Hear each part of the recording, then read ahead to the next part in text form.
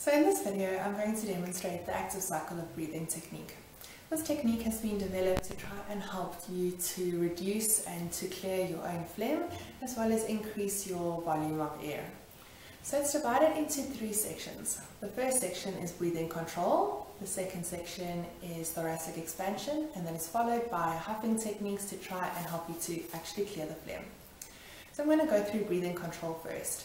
This is where we use our diaphragm predominantly to breathe. It makes sense to use your diaphragm because that takes up the most space of your lungs, whereas your accessory breathing muscles, which are the ones in your neck, are only covering the apical part of your lung, where it's actually very small volumes. So we're going to try and shift our breathing back into using our diaphragm.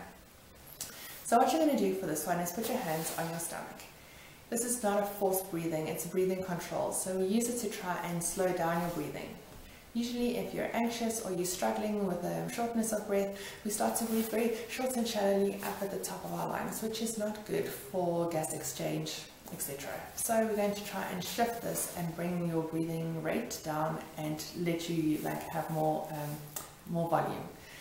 So if you rest your hands on your stomach, you'll see that if you breathe relaxed, your stomach will rise and fall as you breathe. So as you breathe in, your diaphragm flattens and it should push your tummy out a little bit.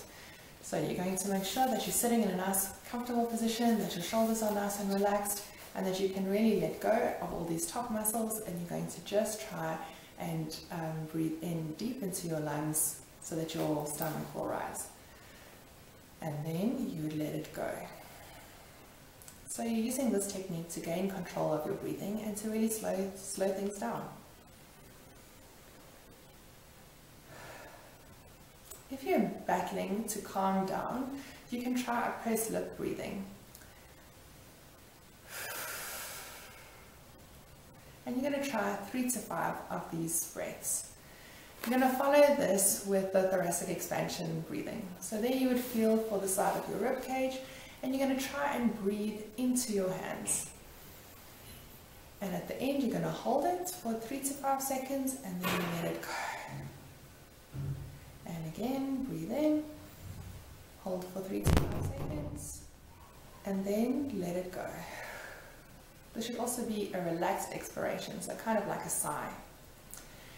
You can add an inspiratory hold as well as the sniff. So then once you're at the top of your breath, you're going to and then let it all out. So this, you're trying to really get that last little bit of air into the lungs to try and get it behind any phlegm that may have sunk down with gravity. Once the air is behind the phlegm, it will make it a little bit easier for you to get the phlegm out. So then the next phase of the breathing is the huff. So a long huff you would use to try and push air right from the base of your lungs into a bigger airway. So it would kind of be like if you're misting up some air or some steam on a mirror, you're just going to go with a little bit more force and a little bit longer. So it looks something like this. If you have got a wheeze or you're feeling short of breath or tight-chested, you'll be able to go a lot further and you'll feel that it starts to wheeze and crackle at the end. You're going to do 3 of these followed by 3 short ones. This will help to get whatever air has come, whatever phlegm has come to a big airway out with one big cough without having to send you into a coughing fit. And you would try this cycle, so you would do the breathing control, 3 to 5 breaths.